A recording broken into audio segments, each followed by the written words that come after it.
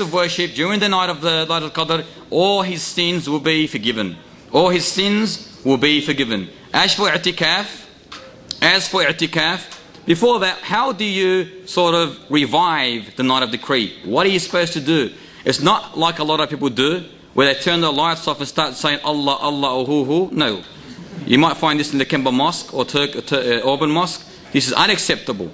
This is unacceptable. Those who have the ability to change that there, please change it. You are committing good for Islam, inshallah. It is your duty in that night to pray a lot, recite Qur'an, remember Allah Ta'ala a lot, on your own. Isolate yourself. Isolate yourself.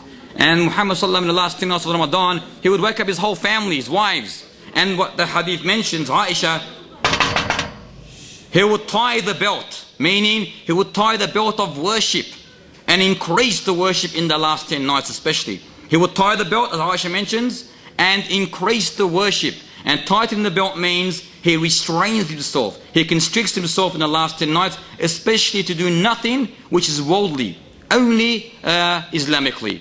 Divine lifestyle in the last 10 nights. Not to be a Sufi, a mystic Sufi, sitting down and meditating, no. But to worship Allah Ta'ala through prayer, reading Qur'an, remembrance, all things that Allah is pleased with. What's the signs of Laylatul Qadr? The signs of the night of decree. In the morning you see the sun with beautiful rays. You will know that Laylatul Qadr was that night. The sun comes out beautiful with rays that are enlightening, very nice. Likewise, it is a peaceful and calmful night. Very peaceful and calmful night. As for i'tikaf, which is known linguistically as seclusion or isolation, which is to seclude yourself in the corner of a mosque or in the corner of a place that you would like to do i'tikaf. This is highly advised, as Muhammad sallallahu alayhi wasallam would do this at the end of every Ramadan, 10 nights. The last 10 nights, he would seclude himself.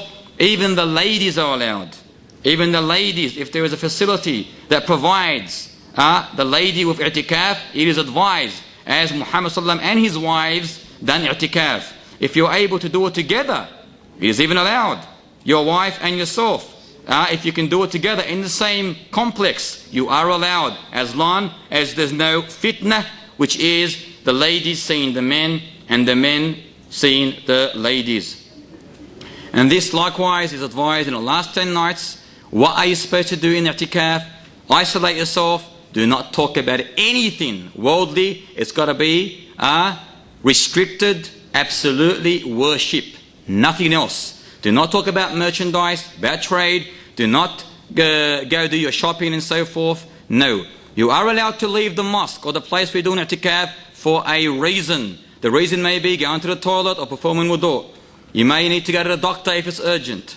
You may need to fulfill a duty for the wife that she cannot fulfill.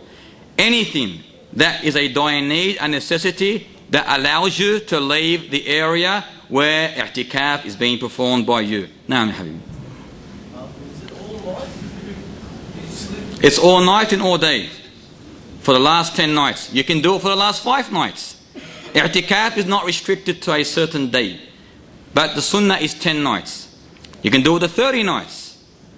You can do it for 5 nights. You can do it for 1 night if you want. You can do it for the days without the nights. It all goes to your intention, for indeed all actions are but by intention. Now you are not allowed to do it at home. I'tikaf must be in a place of worship.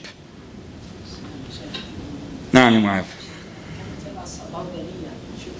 the intention, very good Mu'adh. The intention is plays a major role in Islam. Your intention must be intended before the appearance of Fajr for every single night.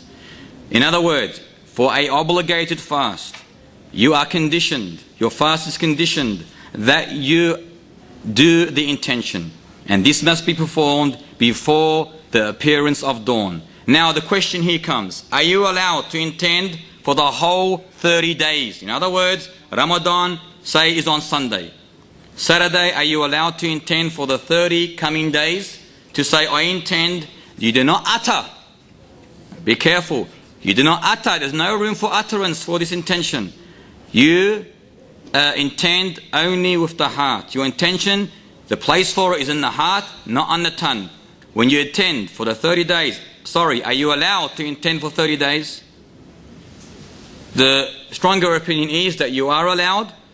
The start of the Ramadan, you say, inshallah, you don't say, you intend that I am going to fast 30 days of Ramadan, and inshallah, that will suffice you for the whole month. If you do not do that, you intend for every single night before the appearance of Fajr. Faddal Abdul Ghani. When you wake up for suhoor, isn't that intention already anyway? Absolutely. But what if you do not wake up for suhoor? Absolutely. The intention is there without you intending. However, intend.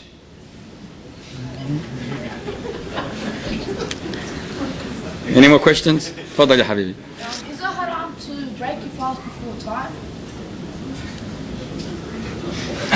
Is it haram to break your fast before time? I think so. Why should you break your fast before time? You haven't fasted. By accident. No, by accident is not an issue, as it happened to Asma bint Abi Bakr. She saw the clouds darken the sky, and she thought that the time of sunset has appeared, and she broke her fast. Suddenly the clouds vanished, and she saw the rays of the sun. She said light. She saw light. She said, Subhanallah.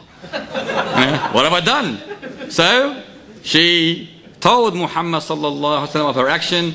He did not